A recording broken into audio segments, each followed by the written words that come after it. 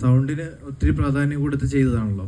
അപ്പോൾ ഒരു പരിധിവരെ ഇപ്പോൾ എല്ലാ തിയേറ്റേഴ്സിലും നിങ്ങൾ ഇപ്പോൾ എന്ത് ക്രിയേറ്ററിനെ സംബന്ധിച്ചിടത്തോളം അത് ഏത് തരത്തിലുള്ള ഒരു ടെക്നോളജി യൂസ് ചെയ്യുന്ന തിയേറ്ററുകൾ കാണണമെന്നാണ് പറയുന്നത്? ഒബ്വിയസ്ലി ഇത് അറ്റ്മോസ് മിക്സാണ്.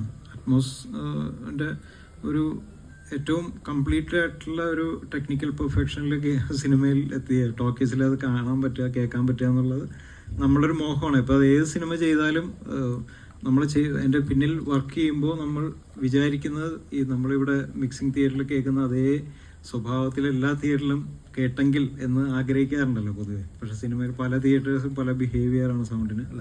അതുകൊണ്ട് തന്നെയാണ് ചോദിച്ചത്. കാരണം എന്ന് വെച്ച് കഴിഞ്ഞാൽ ചില തിയേറ്ററുകളിൽ നമ്മൾ ചെല്ലുമ്പം ഒരേ സിനിമ തന്നെ രണ്ട് സ്ഥലത്ത് കാണുമ്പോൾ രണ്ട് ഫീലിങ്സ് ഉണ്ടാകും. നമുക്ക് അതിനകത്ത് ഒരു പരിധിവരെ നമുക്ക് ഒരു സോഴ്സ് സ്പേസിൽ നിൽക്കുന്ന ഒരാൾക്ക് ഒരു പരിധി കൂടുതൽ നമുക്കൊന്നും ചെയ്യാൻ പറ്റില്ല. കാരണം അതിൻ്റെ കാലിബ്രേഷൻ, സ്പേസിങ്,